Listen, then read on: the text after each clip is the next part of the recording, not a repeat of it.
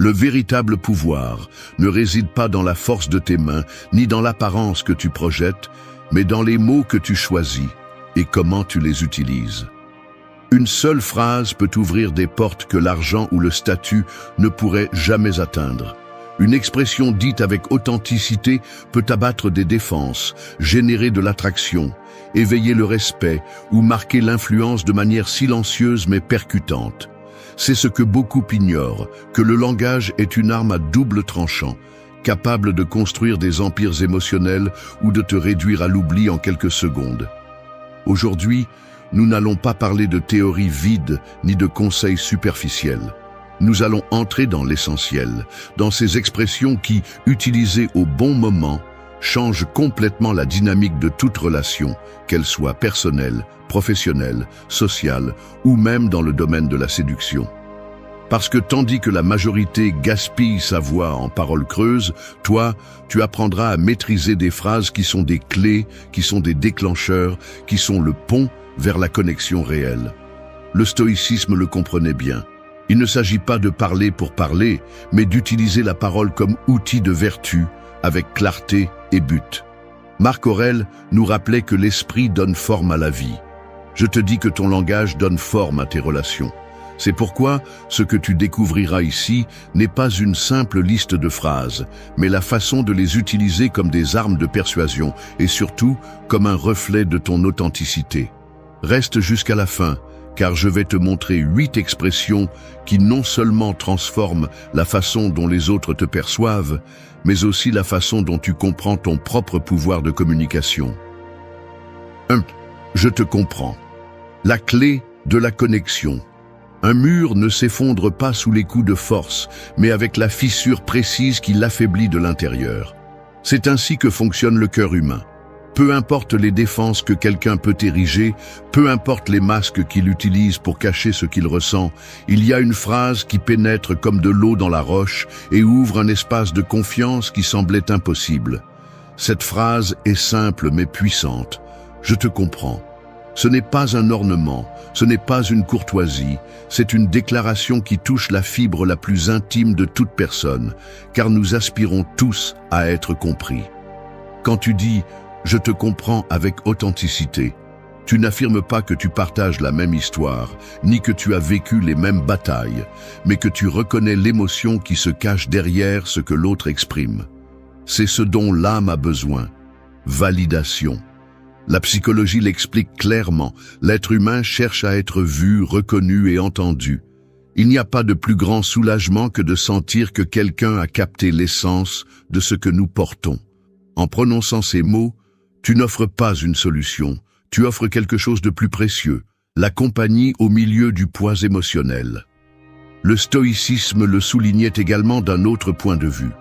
Épictète disait que nous ne pouvons pas contrôler ce que les autres pensent ou ressentent, mais nous pouvons décider comment répondre. Et l'une des réponses les plus sages est la compréhension. Tu ne discutes pas, tu n'imposes pas, tu n'essaies pas de changer quoi que ce soit. Tu te places sur le terrain de l'autre et tu reconnais son humanité. Ce geste, loin de te rendre faible, te donne un pouvoir silencieux. Celui de générer confiance, attirance et respect sans forcer quoi que ce soit. Dans la vie quotidienne, je te comprends est plus qu'une phrase, c'est un pont. Sur le plan personnel, cela peut arrêter une dispute avec ton partenaire et la transformer en un moment de proximité. Sur le plan social, cela peut faire que quelqu'un qui se sentait isolé se rapproche davantage de toi. Sur le plan professionnel, cela peut faire de toi un leader digne de suivre, car tu ne donnes pas seulement des ordres, tu te connectes avec les émotions de ton équipe. Même dans le domaine de la séduction, cette expression désarme toute barrière, car elle montre que tu ne cherches pas à impressionner avec arrogance, mais à te connecter avec sensibilité et fermeté. L'erreur est de l'utiliser comme une formule vide, car elle perd sa force. Le pouvoir de cette expression réside dans le ton, dans le regard, dans le silence qui l'accompagne. Si tu dis « je te comprends » tout en regardant ton téléphone ou alors que ton esprit est ailleurs, la phrase devient une insulte déguisée. Mais si tu le dis avec attention, avec calme, avec la présence totale de quelqu'un qui est vraiment là, Ce que tu offres ne sont pas seulement 2 mots, mais une étreinte invisible qui touche l'âme. Celui qui sait utiliser cette clé ouvre des portes que les autres ne voient même pas. Parce que la plupart répondent par des jugements, des comparaisons ou des phrases comme ça passera. Mais toi, avec un simple « je te comprends », tu montres que tu es à un niveau différent. Un niveau où tu n'essaies pas de minimiser ou de rivaliser avec la douleur ou la joie de l'autre, mais de l'accompagner. Et cet acte, bien qu'il semble petit, devient l'une des formes les plus pures d'influence.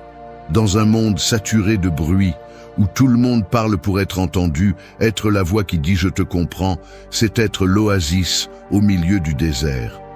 C'est prouver que la véritable connexion ne vient pas d'avoir toutes les réponses, mais d'offrir la certitude que personne n'a apporté seul son histoire. Et quand tu réussis à faire sentir cela à quelqu'un avec toi, tu n'es plus un simple connaissant, tu deviens quelqu'un d'impossible à oublier. 2. Cela a du sens. Le reflet qui attire. Le regard trouve dans le miroir quelque chose de plus qu'une simple image. Il trouve une validation. Il n'invente rien. Il ne maquille pas la vérité. Il reflète simplement ce qui est devant lui.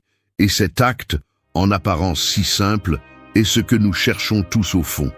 Sentir que ce que nous sommes ou ce que nous pensons a une place dans la réalité.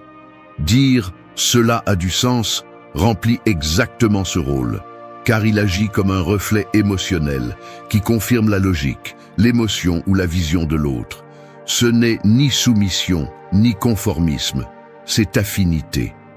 Lorsque vous prononcez ces mots avec conviction, l'esprit de celui qui vous écoute ressent un soulagement. La psychologie enseigne que la validation réduit la tension et génère de l'ouverture, car l'être humain a besoin de savoir que ses pensées ne tombent pas dans le vide. Il ne s'agit pas d'être d'accord avec tout, mais de reconnaître que ce qui est exprimé est cohérent du point de vue de celui qui le vit. Cette simple acceptation ouvre des portes qui autrement resteraient fermées. Les stoïciens avaient déjà une intuition similaire. Épictète enseignait que résister à ce qu'on ne peut changer est une perte d'énergie et accepter la nature des choses est un signe de sagesse. En disant « cela a du sens », vous n'acceptez pas seulement la vision de l'autre, vous reconnaissez aussi son humanité. Ce geste désarme la confrontation, car vous ne luttez pas contre l'ego de l'autre, mais vous le calmez. Et dans un monde où tout le monde se bat pour imposer sa raison, celui qui sait valider devient quelqu'un de magnétique. Le pouvoir de cette expression se fait sentir dans tous les domaines. Sur le plan personnel, elle peut transformer une discussion en un rapprochement inattendu, car l'autre cesse de se sentir attaqué et commence à se sentir écouté. Sur le plan social, elle transforme une conversation superficielle en une conversation profonde, où la confiance coule naturellement. Sur le plan professionnel, elle augmente votre crédibilité, car un leader qui reconnaît la valeur des idées des autres inspire plus que celui qui essaie de prouver qu'il sait toujours plus. Même en matière de séduction, cela a du sens, attire, car il montre une ouverture, une sensibilité et une capacité d'écoute que peu de gens pratiquent. Cependant, la clé est de ne pas la vider de son contenu. Dire « cela a du sens » comme une béquille répétée sans présence tue sa force. L'essentiel est le ton, la pose, le regard qui accompagne. Lorsque vous le dites consciemment, après avoir traité ce que l'autre partage, votre validation devient un pont invisible qui rapproche. Lorsque vous le dites sans réfléchir, avec froideur ou distraction, il devient une insulte déguisée. L'ego humain cherche toujours une confirmation, et cette phrase la donne sans tomber dans la flatterie bon marché. C'est une reconnaissance qui ne promet pas l'obéissance, mais le respect. Cela en fait un reflet puissant qui attire, car nous avons tous besoin de sentir que ce que nous ressentons ou pensons n'est pas absurde.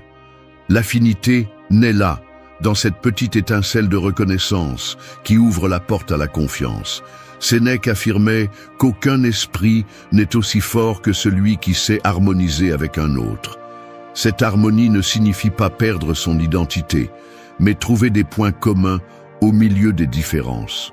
C'est exactement ce que représente « cela a du sens ». Cela n'implique pas un accord total. Cela implique « je comprends ta logique, je reconnais ta perspective ». Cette nuance fait la différence entre un lien superficiel et un lien profond. Dans la vie quotidienne, ceux qui savent utiliser ces mots deviennent mémorables. Ce sont ceux qui font que les gens parlent avec eux sans regarder le temps, car chaque phrase reçue avec un « cela a du sens » devient une invitation à continuer à partager. 3. Tu as raison. Le pouvoir de céder. Un nœud se serre davantage lorsque tu tires fort dessus, mais commence à se desserrer lorsque tu relâches la tension. C'est ainsi que fonctionne l'ego humain.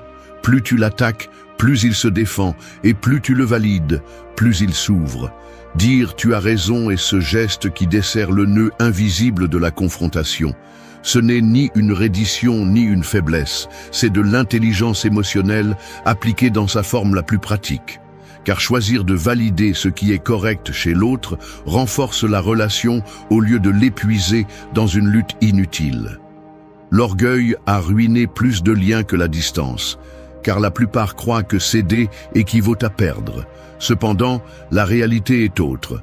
Celui qui sait quand reconnaître la raison de l'autre gagne du respect, de la crédibilité et de la confiance. La psychologie montre que l'acceptation des réussites d'autrui active un effet de réciprocité. L'autre personne ressent le besoin de te rendre cette même ouverture. Il ne s'agit pas d'annuler ton point de vue, mais de faire un pas de côté pour reconnaître la valeur de l'argument contraire. Le stoïcisme soutient cette vision avec clarté. Marc Aurèle rappelait que la vérité ne nuit pas à celui qui l'accepte, seulement à celui qui s'obstine à la nier.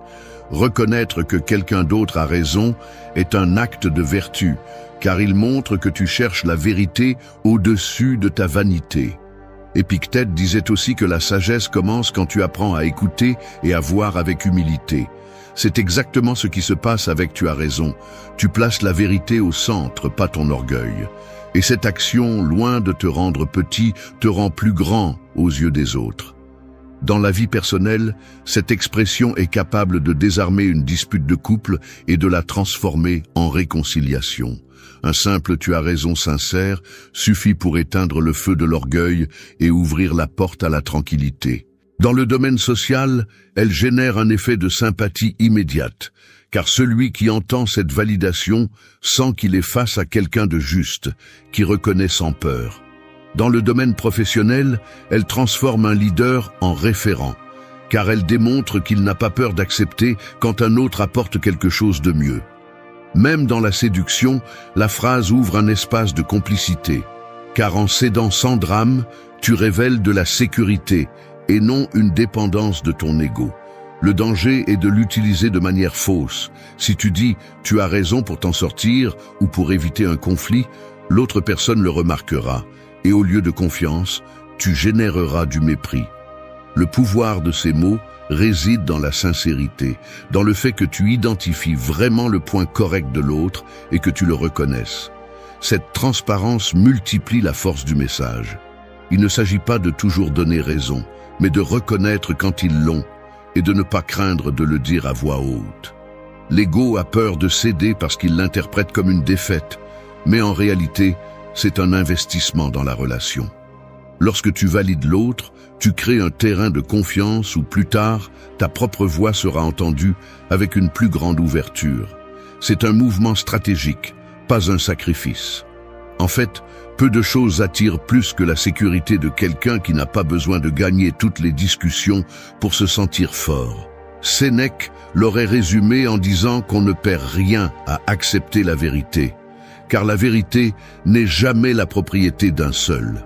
Dire « tu as raison », c'est embrasser ce principe, c'est lâcher le besoin infantile d'avoir toujours le dernier mot et le remplacer par la maturité de construire des ponts au lieu de murs. Cette attitude, dans n'importe quel contexte, fait d'une personne quelqu'un de fiable, d'influent et de mémorable. Au final, les liens ne se renforcent pas avec des victoires verbales, ils se renforcent avec le respect. Et le respect naît de la reconnaissance mutuelle. 4. Je t'écoute. La présence totale. La plupart des gens vivent comme s'ils portaient des écouteurs invisibles, n'entendant que ce qui confirme leurs idées et filtrant le reste. C'est pourquoi, quand quelqu'un dit « je t'écoute avec authenticité », quelque chose d'extraordinaire se produit, le bruit s'arrête et la personne en face sent, peut-être pour la première fois depuis longtemps, qu'elle compte vraiment. Nous ne parlons pas d'entendre des sons, mais d'être présent avec tout le corps, avec le regard, avec une attention complète. Cette phrase, accompagnée de silence et d'un intérêt sincère, est un cadeau dans un monde où tout le monde parle et presque personne n'écoute. Dire « je t'écoute » est un acte de pouvoir, même si beaucoup ont du mal à le comprendre. La psychologie démontre que les personnes qui se sentent écoutées ressentent une augmentation immédiate de la confiance et de la proximité. En revanche, celui qui se sent ignoré érige des murs de méfiance que 1000 mots ne parviennent pas à abattre.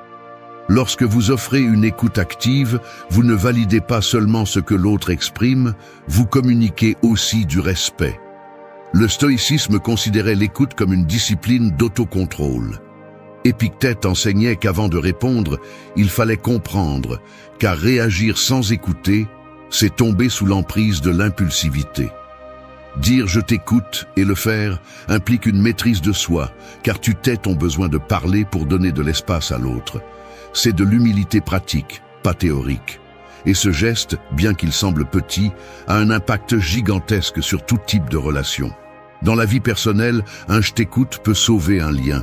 Il peut transformer une plainte en une opportunité de compréhension. Il peut éteindre la tension dans un conflit et ouvrir la porte à la réconciliation.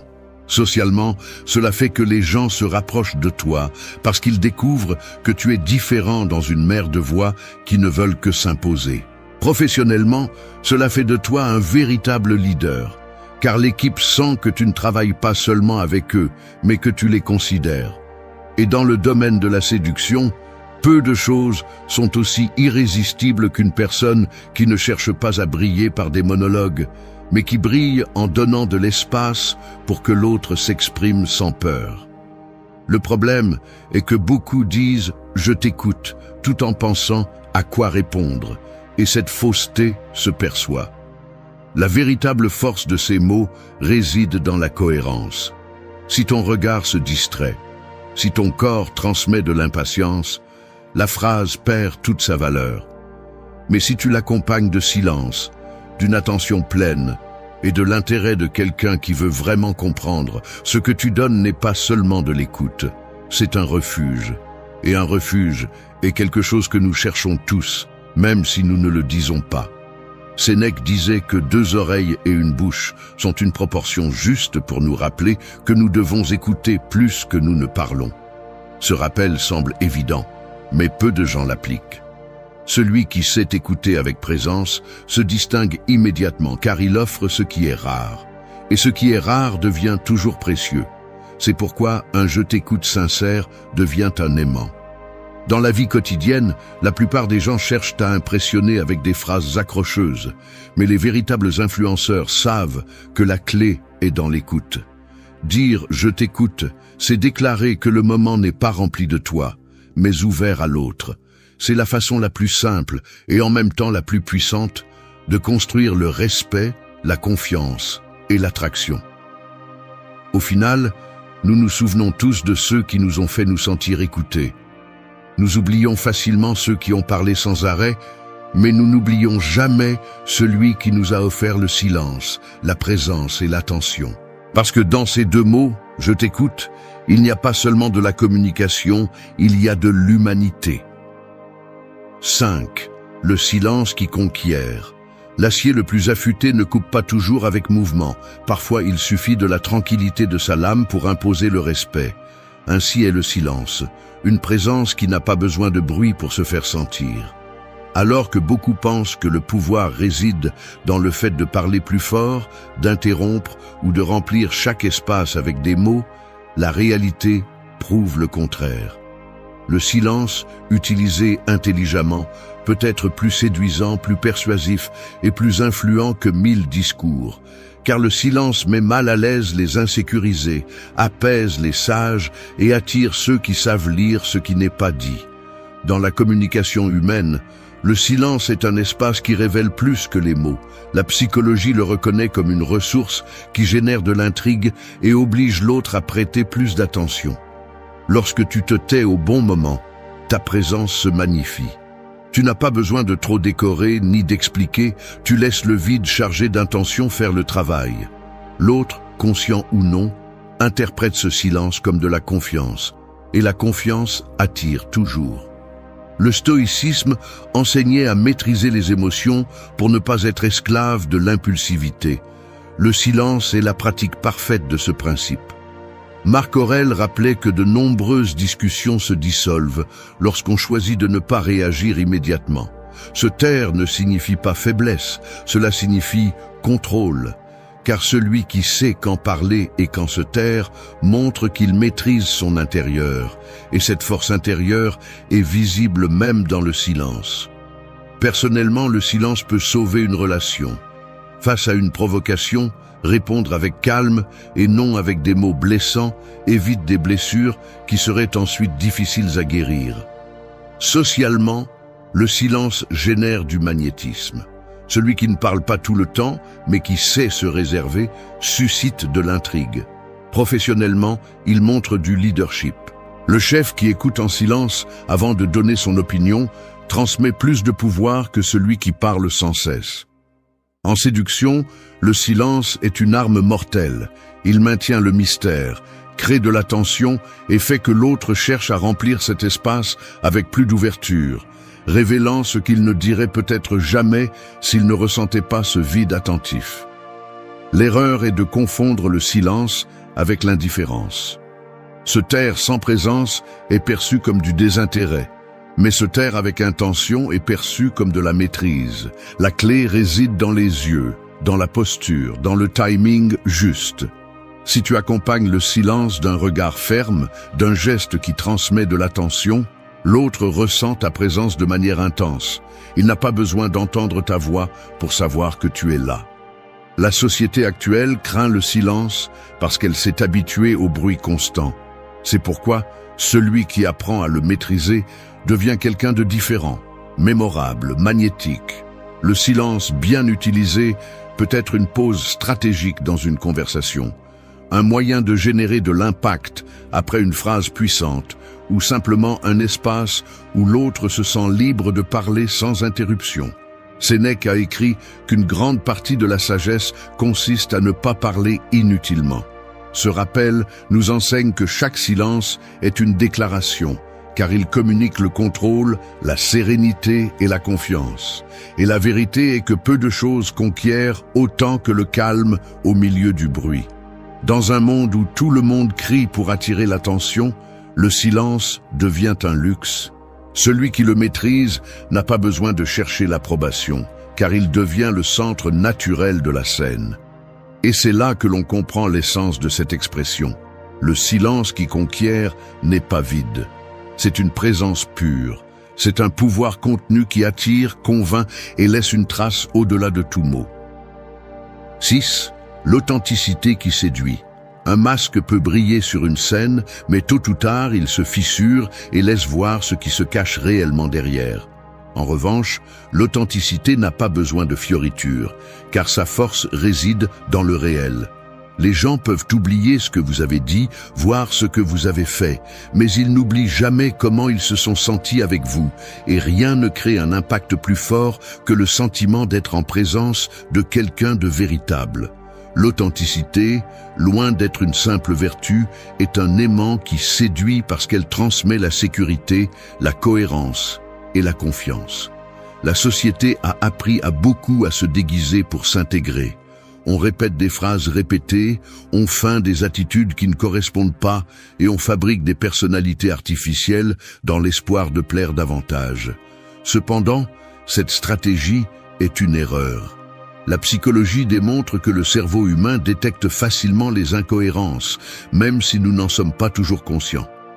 Lorsqu'une personne agit de manière fausse, elle suscite la méfiance. En revanche, l'authenticité produit l'effet inverse. Elle génère une attraction immédiate, car ce qui est authentique transmet la stabilité et la vérité. Le stoïcisme le soutient depuis ses origines. Marc Aurèle écrivait que nous devions vivre selon notre nature et non selon l'opinion des autres. Épictète insistait sur le fait qu'il ne fallait pas prétendre être philosophe, mais se comporter comme tel. Ces enseignements soulignent que l'authenticité n'est pas un accessoire optionnel, mais la base d'une vie solide. Et lorsqu'elle est appliquée à la communication, elle devient une arme puissante qui conquiert sans avoir besoin de feindre. Personnellement, être authentique dans vos paroles et vos gestes crée de la confiance dans votre partenaire, car il sait que vous ne portez pas de masque. Socialement, cela vous distingue dans un monde saturé d'apparence. Les gens sont attirés par ceux qui n'ont pas peur de se montrer vulnérables, car cela démontre une véritable force. Professionnellement, l'authenticité transforme un leader en référence, car il inspire par la cohérence entre ce qu'il dit et ce qu'il fait. En matière de séduction, rien n'est plus magnétique que quelqu'un qui ne cherche pas à impressionner, mais qui transmet de la valeur à partir de la vérité de ce qu'il est. L'erreur la plus courante est de confondre l'authenticité avec la brutalité. Être authentique ne signifie pas parler sans filtre ni justifier la rudesse sous le prétexte de « c'est comme ça que je suis ». Ce n'est pas de l'authenticité, c'est un manque de discipline. La véritable authenticité consiste à aligner ce que vous pensez, ce que vous dites et ce que vous faites, sans masque et sans artifice, mais aussi avec respect. C'est montrer votre essence de manière claire, sans surjouer et sans vous cacher, car la cohérence parle d'elle-même. L'authenticité séduit parce qu'elle transmet la certitude. Dans un monde plein de doutes et d'apparences, quelqu'un qui se montre cohérent devient un phare. Cette cohérence fait que les autres veulent se rapprocher, écouter, faire confiance et même suivre. L'attraction qu'elle suscite ne dépend pas de techniques superficielles ni de jeux de manipulation, mais de la force silencieuse de quelqu'un qui vit en paix avec sa vérité. Sénèque l'aurait expliqué simplement, « Rien n'est plus précieux que la cohérence interne, car celui qui se connaît et s'accepte n'a pas besoin de masque. » Cette certitude ne génère pas seulement du respect, elle inspire aussi. L'authenticité ne s'achète pas, elle ne se fabrique pas, elle se construit avec la pratique quotidienne d'être soi-même dans chaque contexte. Dans la vie quotidienne, ceux qui se montrent authentiques sont ceux qui ont le plus d'impact. Ce ne sont pas ceux qui parlent le plus fort, ni ceux qui se vantent le plus, mais ceux qui transmettent une énergie de vérité. 7. L'empathie qui ouvre des portes. Deux clés peuvent sembler identiques, mais une seule s'insère dans la serrure correcte. L'empathie fonctionne de la même manière. C'est la clé précise qui ouvre des portes fermées dans l'esprit et le cœur des gens. Beaucoup essaient de forcer ces serrures avec des discours, de la pression ou de la manipulation, mais la véritable connexion est réalisée avec quelque chose de plus subtil, la capacité de se mettre à la place de l'autre. C'est l'essence de l'empathie, un outil qui non seulement adoucit la dureté du monde, mais construit aussi des relations profondes et durables. La psychologie affirme que l'être humain a besoin de se sentir compris pour faire confiance. Sans cette validation, la communication devient un échange de mots vides, où chacun cherche à imposer sa vision. L'empathie rompt ce schéma, car elle change la dynamique du « moi » pour le « nous ». Bien qu'elle soit souvent associée à la froideur, la vérité est que les stoïciens parlaient de compassion comme faisant partie de la justice. Marc Aurèle disait que nous sommes nés pour coopérer comme les pieds et les mains, et que vivre en opposition aux autres était contraire à notre propre nature. L'empathie, donc, n'est pas une faiblesse, c'est une sagesse pratique, car elle renforce la coopération et génère l'harmonie dans toute relation. Personnellement, pratiquer l'empathie ouvre l'espace pour que votre partenaire se sente en sécurité en exprimant ce qu'il ressent. Socialement, elle transforme les interactions superficielles en connexions réelles, car les gens reconnaissent la différence entre quelqu'un qui écoute seulement et quelqu'un qui comprend vraiment.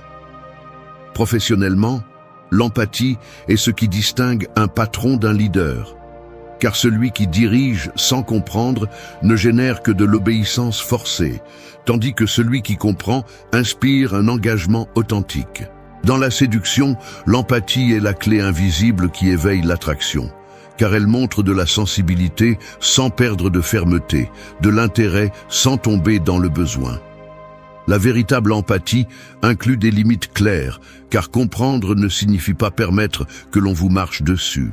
En fait, l'empathie la plus puissante est celle qui vient de la force, lorsque vous parvenez à reconnaître ce que l'autre ressent sans perdre votre centre ni votre dignité.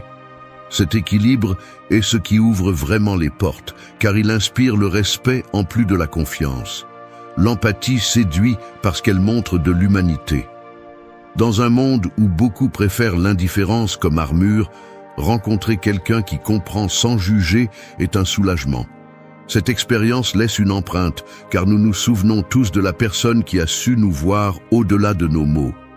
Ce souvenir est ce qui crée des liens difficiles à rompre, car il ne s'agit pas de ce que vous avez dit, mais de ce que vous avez réussi à faire ressentir. Sénèque disait que personne ne peut vivre heureux seulement pour lui-même. Cette phrase résume l'essence de l'empathie. Comprendre que notre bien-être est lié au bien-être des autres. En appliquant ce principe dans votre communication, vous devenez quelqu'un capable d'unir, d'adoucir les tensions et d'attirer depuis la connexion la plus profonde. C'est le geste qui transforme un inconnu en ami, un subordonné en allié et un intérêt passager en un lien réel. L'empathie ne s'impose pas et ne se feint pas. Elle se pratique à partir de l'écoute, de la validation et de la compréhension. En fin de compte, l'empathie qui ouvre des portes n'est pas une ressource occasionnelle, c'est une façon de vivre. Celui qui la pratique devient quelqu'un qui n'a pas besoin de forcer quoi que ce soit, car le monde s'ouvre devant lui naturellement. Et ce pouvoir, bien que silencieux, est l'un des plus irrésistibles qui existent.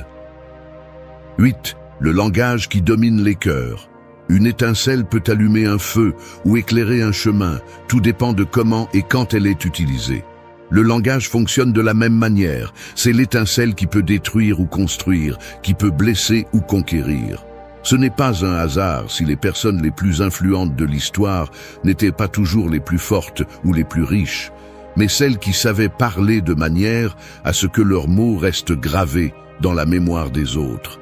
Dominer les cœurs ne consiste pas à manipuler, mais à utiliser le langage avec une telle clarté, fermeté et authenticité que ce que vous dites pénètre au-delà de l'esprit et atteint l'âme. L'être humain ne répond pas uniquement aux données ou aux arguments logiques, il répond surtout aux émotions. La psychologie le confirme. Les décisions sont d'abord prises à partir de l'émotion, puis justifiées par la raison. C'est pourquoi celui qui sait parler avec des mots qui éveillent des sentiments devient quelqu'un d'inoubliable. Le langage qui domine les cœurs n'est pas orné ni faux, c'est celui qui se connecte directement avec les expériences, les peurs, les rêves et les blessures de l'autre. Le stoïcisme avait également compris ce principe. Épictète enseignait qu'il ne faut pas parler beaucoup, mais dire ce qui est nécessaire avec vérité. Marc Aurèle répétait que les mots doivent être alignés avec l'action, car l'incohérence tue la crédibilité. Dominer les cœurs, alors, ne signifie pas remplir les discours de belles phrases, mais parler à partir de la cohérence, du calme et de la fermeté de celui qui vit ce qu'il dit. Cette authenticité transforme chaque mot en une encre émotionnelle. Personnellement, le langage qui touche le cœur peut guérir des blessures qui semblaient impossibles à guérir. Un « je t'apprécie » dit avec sincérité peut reconstruire un lien brisé. Socialement, les mots justes peuvent transformer la perception de quelqu'un et transformer l'indifférence en admiration. Professionnellement, un leader qui maîtrise l'art de parler à partir de la vérité inspire la loyauté et le respect, même en temps de crise. Dans la séduction, le langage authentique, direct et chargé d'émotions est ce qui génère une véritable attraction, car il révèle à la fois la sensibilité et la sécurité. Mais l'erreur est de croire qu'il s'agit de formules mémorisées. Il n'existe pas de phrase magique qui fonctionne pour tout le monde. Ce qui fonctionne, c'est l'intention qui se cache derrière. Le langage qui domine les cœurs ne naît pas de la répétition de mots creux, mais de l'observation, de l'écoute et de la réponse à partir de l'authenticité. C'est cette capacité à dire ce qu'il faut au moment exact qui transforme votre voix en quelque chose de puissant.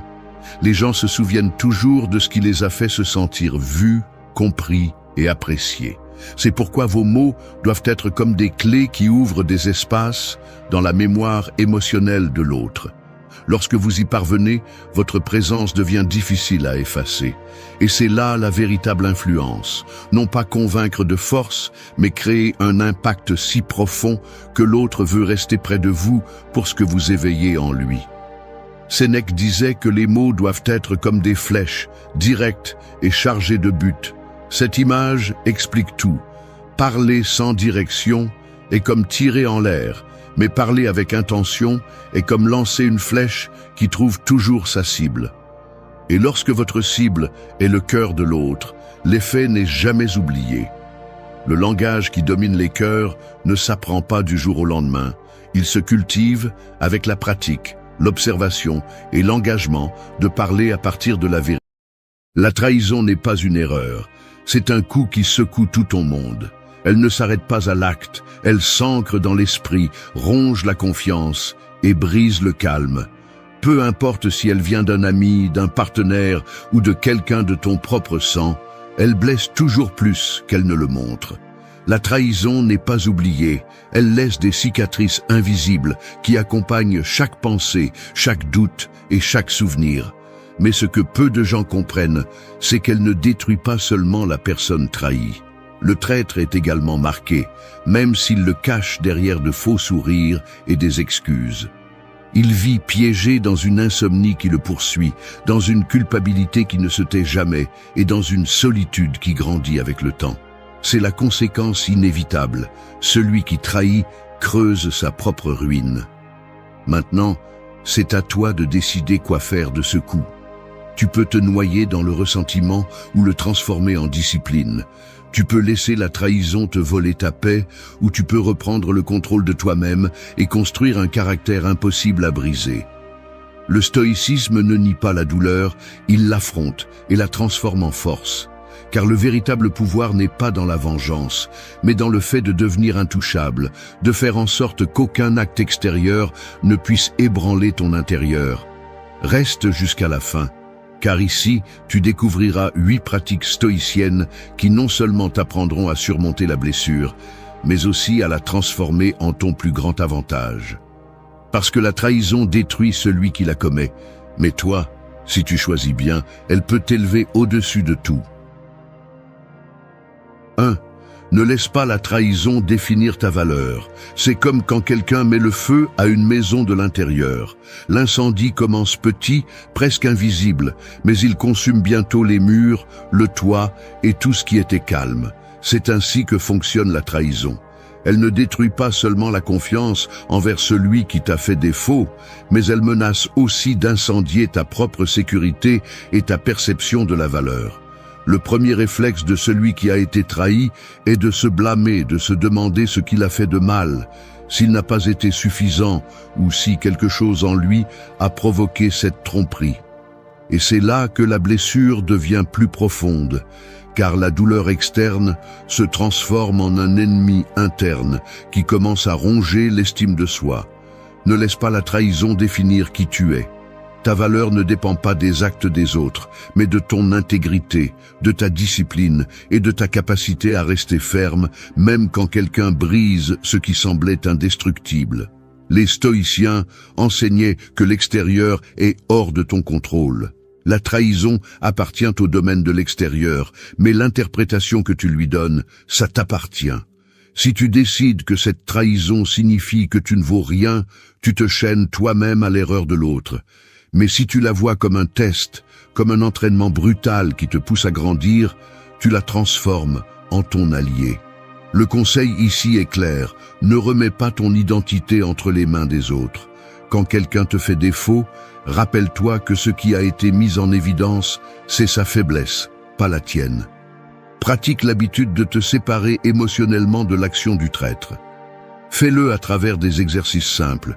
Écris chaque jour 3 raisons pour lesquelles ta valeur ne dépend pas des autres, mais de ce que tu fais, penses et construis.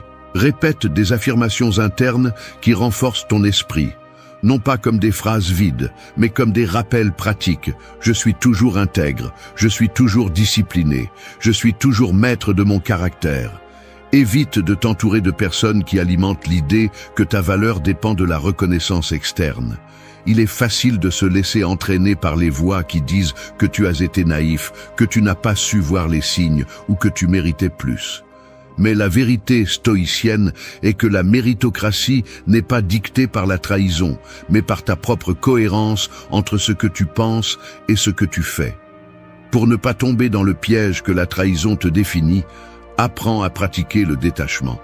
Cela ne signifie pas la froideur, cela signifie mettre chaque chose à sa place. Ce qui dépend de toi, prends-en soin et renforce-le. Ce qui ne dépend pas de toi, accepte-le et laisse-le partir. La prochaine fois que la blessure voudra te parler avec la voix du doute, rappelle-toi cette image.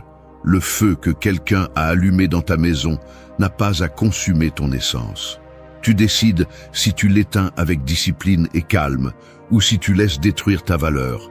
Parce que la trahison ne définit pas qui tu es, elle révèle seulement qui tu es capable de devenir lorsque tu choisis de ne pas te prosterner devant elle. 2. Distingue entre les faits et les jugements. Quand un éclair frappe au milieu du champ, il brûle la terre sans demander la permission. C'est un fait, un événement qui se produit peu importe ce que tu penses. Mais si quelqu'un observe le même éclair, il peut dire que c'était un signe, un châtiment ou même une bénédiction. C'est le jugement, l'interprétation que l'esprit ajoute à ce qui s'est passé. La trahison fonctionne de la même manière. Le fait est clair, quelqu'un a brisé ta confiance. Ce que tu fais ensuite avec ce fait détermine si tu te noies dans la douleur ou si tu le transformes en apprentissage. Les stoïciens répétaient encore et encore que ce ne sont pas les événements qui nous détruisent, mais les jugements que nous portons sur eux. La première pratique est d'apprendre à séparer ce qui s'est réellement passé de l'histoire que ton esprit commence à se raconter. Écrire peut être un exercice puissant. Prends un cahier et note froidement ce qui s'est passé, sans adjectifs, sans émotion, juste des faits. Par exemple, j'ai fait confiance à cette personne, j'ai partagé ceci, telle action s'est produite. Ensuite, dans une autre colonne, écris ce que tu as pensé à ce sujet. Il m'a trahi parce que je ne vaux rien, il m'a trompé parce que je suis faible. En regardant les 2 colonnes, tu remarqueras que la blessure s'approfondit plus dans les jugements que dans les faits. Le deuxième conseil est de former ton langage interne. Quand tu parles à toi-même, élimine les étiquettes qui augmentent la charge émotionnelle. Au lieu de répéter « on m'a trahi parce que je ne mérite pas de respect », change pour « on m'a trahi ». Et c'est une décision qui parle d'eux, pas de moi. Au début, cela peut sembler forcé, mais avec la répétition, cela devient une discipline qui nettoie ton esprit des pensées qui ne te correspondent pas. L'objectif n'est pas de nier ce qui s'est passé, mais de le regarder avec des yeux plus fermes et moins contaminés. Une autre étape importante est de pratiquer la pause avant de réagir. La trahison suscite la colère, la tristesse et le désir de vengeance, mais toutes ces réponses naissent de jugements précipités. Quand l'émotion t'envahit, respire profondément et rappelle-toi, c'est le fait, le reste sont des interprétations. Cette habitude de t'arrêter ne serait-ce que quelques secondes ouvre la possibilité d'agir avec clarté au lieu de te laisser emporter par la tempête. Pour renforcer cette pratique dans la vie quotidienne, cherche des petits entraînements quotidiens. Si quelqu'un te parle brusquement, au lieu de supposer que c'est une attaque personnelle, pense au fait. Cette personne a parlé de telle manière. Le jugement qu'il ne me respecte pas ou me déteste est quelque chose que tu ajoutes. Plus tu t'exerces dans des situations petites, plus il sera facile de l'appliquer quand un vrai coup comme la trahison arrivera. Rappelle-toi que l'esprit peut être ton allié ou ton bourreau. Si tu confonds les faits avec les jugements, tu vivras emprisonné dans une prison invisible. Mais si tu apprends à voir les choses telles qu'elles sont, tu te libères du poids inutile et tu reprends le contrôle. Parce que la trahison fait mal, oui, mais ce qui te blesse le plus n'est pas ce qui s'est passé, mais ce que tu décides de penser après. 3. Établis des limites internes inébranlables. La mer peut recevoir des milliers de tempêtes, mais elle ne permet jamais que le sel de l'océan la transforme en quelque chose d'autre que ce qu'elle est. Ainsi doivent être tes limites internes, un mur invisible qui protège ta paix, même si le monde essaie de la traverser. La trahison fait mal parce qu'elle franchit des frontières que tu croyais sûres, mais la plus grande erreur est de penser que ces frontières dépendent des autres. Les véritables limites naissent en toi et ne peuvent être violées si tu apprends à les renforcer chaque jour. Le premier conseil pour y parvenir est d'identifier clairement ce que tu n'es pas prêt à négocier. Il ne s'agit pas de dresser des murs contre tout le monde, mais de reconnaître tes valeurs essentielles. Écris-les et garde-les à l'esprit. Respect, honnêteté, discipline, sérénité. Lorsque quelqu'un essaie de briser ta confiance, rappelle-toi que ta valeur ne dépend pas du fait qu'on te respecte, mais du fait que tu ne trahis pas ses principes. Cela fait de la trahison un miroir. Elle révèle qui a rompu son intégrité, mais aussi qui a su la maintenir. La deuxième étape est de former la réponse intérieure. Une limite inébranlable ne s'exprime pas toujours par des crises ou des confrontations. Parfois, c'est aussi simple qu'un silence ferme ou un retrait paisible. Tu n'as pas à justifier chaque décision, ni à expliquer pourquoi tu choisis de t'éloigner de ce qui te fait du mal. La pratique stoïcienne enseigne que la sérénité est la plus grande preuve de force. En ne réagissant pas avec colère, tu montres que ta paix n'est pas à vendre et que personne n'a le pouvoir de la contrôler. Un autre conseil est de prendre soin de ton cercle proche. Les trahisons ont tendance à se répéter lorsque tu acceptes de t'entourer de personnes qui ne respectent pas tes valeurs. Établir des limites signifie aussi choisir avec qui tu partages ton temps, ton énergie et tes secrets. Demande-toi si ceux qui t'entourent renforcent ta discipline ou l'érodent. Si la réponse n'est pas claire, observe les actions plutôt que les paroles. Le traître se trahit toujours dans les détails et ta tâche est d'être attentif sans perdre ton calme. Pour renforcer cette pratique, conçois de petits entraînements quotidiens. Dis non quand quelque chose ne te convient pas, même si c'est inconfortable. Retire-toi d'une conversation qui dégrade ton énergie. Garde le silence quand tu ressens le besoin de te justifier. Chaque action de ce type renforce le mur interne et te prépare à résister à de plus grandes trahisons. L'objectif est que personne ne puisse te renverser parce que tes limites ne sont pas à l'extérieur, mais dans le caractère que tu construis jour après jour.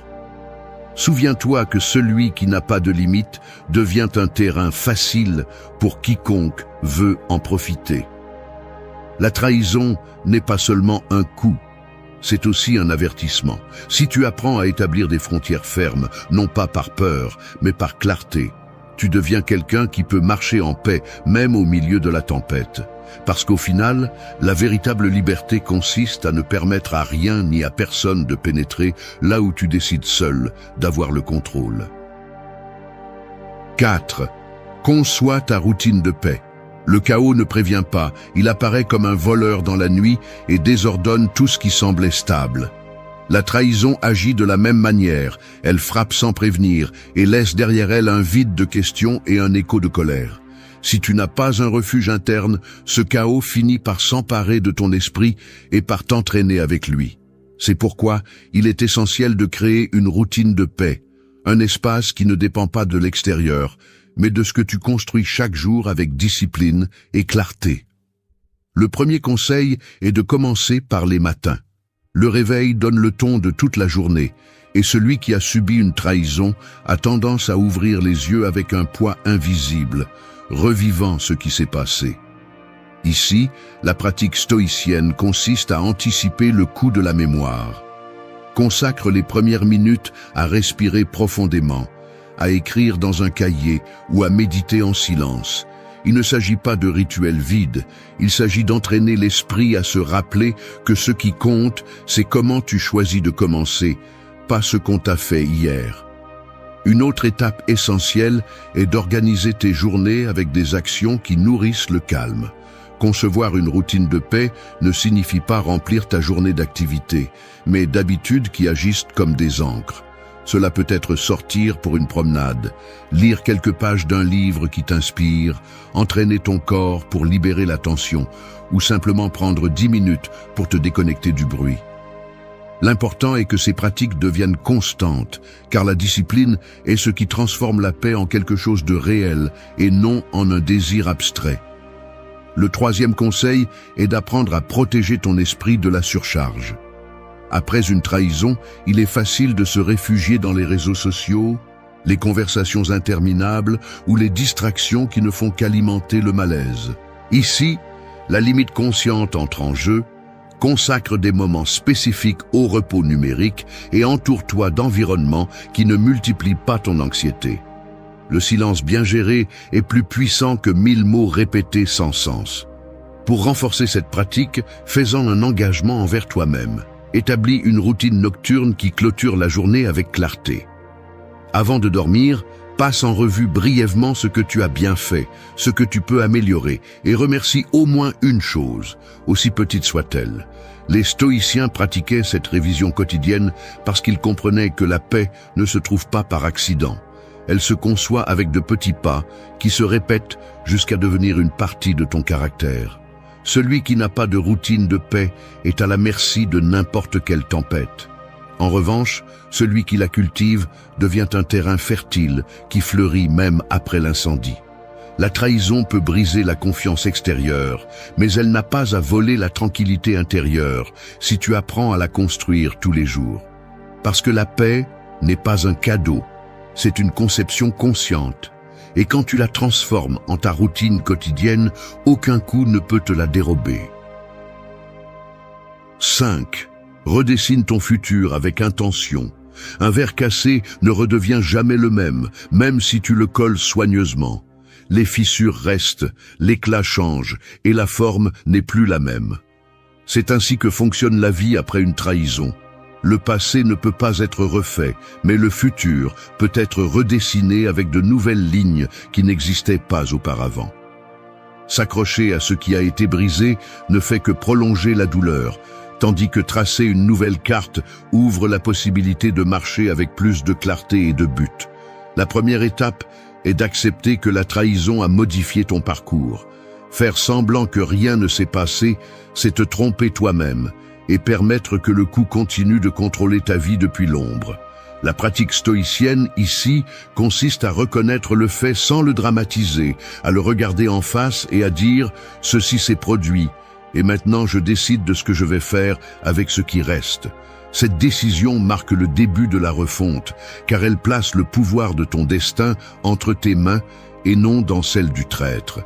Le deuxième conseil est de fixer de nouveaux objectifs avec intention.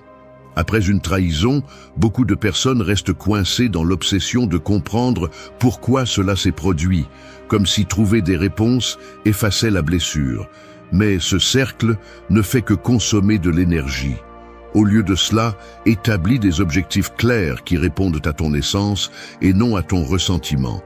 Demande-toi quel projet tu as mis de côté, quelles relations méritent d'être cultivées, quelles habitudes peuvent renforcer ton caractère. Chaque objectif doit être une brique dans la construction d'un futur où ta valeur ne dépend de personne d'autre. Le troisième conseil est de visualiser ton chemin avec des actions concrètes. Il ne suffit pas de rêver d'un futur différent, il faut le traduire en discipline. Si tu désires la paix, incorpore des pratiques quotidiennes de silence et de réflexion. Si tu veux de la force, engage-toi dans l'exercice physique et mental. Si tu cherches des liens authentiques, apprends à choisir soigneusement qui tu laisses entrer dans ton cercle. Le futur ne se dessine pas avec des mots, il se sculpte avec des décisions répétées jour après jour. Il est également important de nettoyer les restes du passé. Garder des messages, des souvenirs ou des routines qui te lient à la trahison, c'est comme garder des cendres sur la table, en espérant qu'un jour, elles redeviennent du feu. Libère-toi de ce qui n'a plus de sens, non pas avec colère, mais avec la clarté que ces pièces ne s'intègrent pas dans ton nouveau design. Le détachement n'efface pas la mémoire, mais il te donne de l'espace pour construire quelque chose de différent. N'oublie pas que redessiner ton futur n'est pas un luxe, c'est une nécessité si tu veux éviter que la trahison ne devienne ta prison. Chaque nouvelle ligne que tu traces est une déclaration que ta vie n'est pas restée liée à ce qu'on t'a fait, mais qu'elle avance vers ce que tu décides d'être. Et quand tu marches avec cette intention, la trahison cesse d'être une fin et devient le début d'un horizon que tu as toi-même dessiné. 6. Fais de ton silence ton arme la plus puissante. Le tranchant d'une épée brille, mais le silence coupe plus profondément.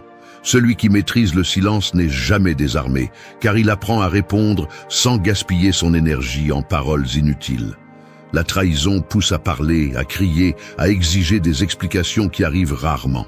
Cependant, l'expérience montre que le bruit ne fait qu'alimenter le traître et épuise le trahi. Le silence, en revanche, protège l'esprit, renforce le caractère et démontre un pouvoir qui n'a pas besoin de validation. Le premier conseil est de comprendre que le silence ne signifie pas faiblesse. Se taire n'est pas se rendre, c'est choisir intelligemment quelle bataille mérite ta voix. Le traître attend ta réaction pour se justifier ou pour continuer à faire du mal, mais quand tu choisis le silence, tu lui arraches ce terrain. Pratique cette discipline au quotidien.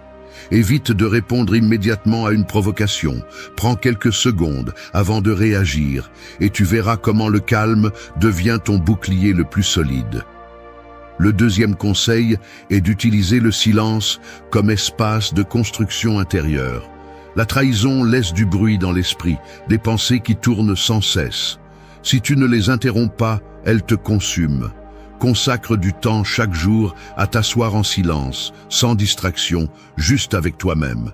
Cette simple pratique t'entraîne à observer tes pensées sans te laisser emporter par elles. Le silence n'est pas vide, c'est un atelier où l'esprit se réorganise et la sérénité se renforce. Un autre aspect clé est d'appliquer le silence comme filtre dans tes relations. Tout ne mérite pas une réponse, tout ne nécessite pas d'explication. Quand quelqu'un brise ta confiance, souvent la chose la plus sage à faire est de te retirer sans discours. Le silence communique plus que 1000 arguments, car il montre clairement que tu n'as pas l'intention de t'engager dans des jeux émotionnels. Cette fermeté, bien qu'elle semble invisible, impose le respect et trace une limite que peu osent franchir. Pour le pratiquer au quotidien, établis des moments spécifiques de déconnexion. Éteins le bruit numérique, évite les conversations inutiles et cultive des pauses conscientes tout au long de la journée. Chaque instant de silence est une opportunité pour récupérer de l'énergie, clarifier l'esprit et renforcer ta discipline. Quand tu apprends à apprécier ces espaces, tu découvres que le silence n'est pas absence, mais présence pleine. Souviens-toi que celui qui maîtrise le silence n'est jamais vulnérable. La trahison peut essayer de t'arracher des mots, mais ta force se mesure à ta capacité de ne pas en donner plus que nécessaire. Dans un monde où tout le monde cherche à parler, à expliquer et à se justifier, le silence devient une arme rare et redoutée. Parce que quand tu choisis de te taire non pas par lâcheté, mais par clarté, tu montres que ta paix ne dépend pas des confrontations, mais d'un contrôle interne que personne ne peut te prendre. 7. Transforme la blessure en entraînement. La blessure ouverte fait mal, mais elle révèle aussi où se trouve la partie du corps qui a besoin de plus de force. La trahison agit de la même manière, elle frappe à l'endroit le plus vulnérable et le transforme en un rappel de ce qui doit être travaillé. Cette cicatrice qui dérange tant peut être vue comme une marque de faiblesse ou comme le signe que tu as survécu et que tu as maintenant l'opportunité de former ton caractère avec plus de discipline qu'avant. Le premier conseil est de ne pas nier la blessure. Prétendre que cela ne fait pas mal ne fait que prolonger le mal. Reconnais la trahison, nomme-la, ressens son poids, mais ensuite change la direction de ton regard. La question ne doit pas être pourquoi cela m'est arrivé, mais que puis-je faire avec ce qui m'est arrivé. C'est la pratique stoïcienne, accepter la réalité sans résistance inutile, et ensuite l'utiliser comme matière première pour grandir. Le deuxième conseil est de transformer la douleur en habitude constructive. Chaque fois que la mémoire te rappelle ce qui s'est passé, au lieu de nourrir la colère, utilise cette énergie dans des entraînements concrets. Sors courir pour libérer la tension, écris dans un journal ce que tu ressens, consacre des heures à l'apprentissage de quelque chose de nouveau. La trahison devient un moteur qui pousse à s'améliorer, à condition que tu décides de canaliser l'énergie vers l'avant plutôt que de rester coincé dans le passé. Une autre pratique essentielle est de réinterpréter la cicatrice comme un symbole de force. Au lieu de la cacher, regarde-la comme une preuve que tu as résisté à ce que beaucoup n'auraient pas supporté. Cette perspective change tout, car elle cesse d'être une marque de honte et se transforme en l'emblème de quelqu'un qui s'est entraîné dans l'adversité. Chaque blessure apporte une leçon, et le véritable entraînement consiste à apprendre à la voir clairement au lieu de répéter l'histoire avec amertume. Pour renforcer ce processus, conçois de petits défis quotidiens qui te poussent à renforcer ce que la trahison a affaibli. Si ta confiance a été affectée, pratique l'ouverture petit à petit avec des personnes dignes de respect. Si ta estime de toi a été endommagée, engage-toi à atteindre des objectifs simples qui confirment ta discipline. Si ta tranquillité a été perturbée, consacre du temps à des exercices de respiration ou de méditation. La clé est de s'entraîner sur le même terrain où la blessure a eu lieu, jusqu'à ce que la vulnérabilité